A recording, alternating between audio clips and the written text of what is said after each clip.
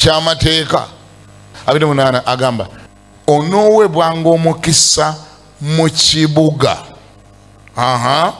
era onoweebwanga omukisa mu kyalo. Oye mulokole abeera all round ateegera wombi.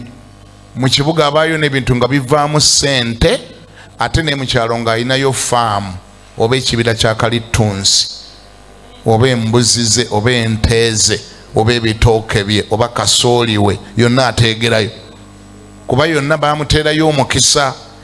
Olwokuna mwali agadde okutegeera engeri Katonda gy'agabwamu omukisa. Katonda yalondobamu ebifo wagenda okuwumuliza omukisa. Biibyo abyogedde ebibala by'omubiri gwe binabanga n'omukisa bw'oba obirina ng'ogutwala. The produce of your ground, ebibala by'ettaka lyo byagenda okuteekako omukisa. Bayibuli egamba mu kitabo kyangerwo nti omukisa gwa Mukama gwe gugaggawaza so tagatta buyinike wamu nagwo. Naye wulira gy'aguteeka, tagukuteeka mu mutwe.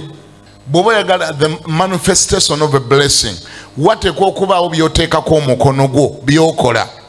Aganda buli ky'onossaako omukono gwo kinaaweebwanga omukisa. Oteekwa okubaako by'okola. Oteekwa okuba n'omulimo. Oteekwa okuba n'ennimiro.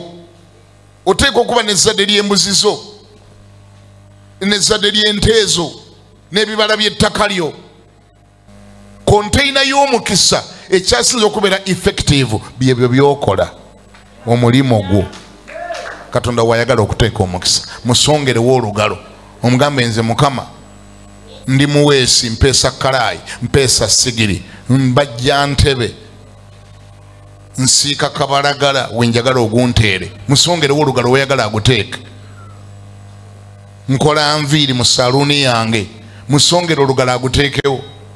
Best container y'omukisa oteekwa buteekwa okubaako kyosongako olugalo kyogamba Mukama nze ono ye sumbusa wange gwensiika gwe njagala ow'omukisa. Mukama eno ye boda yange gyenvuga. Mukama zino enviiri zenkola. Mukama ono ye kabalagala gwensiika. Mukama kino kyenkola.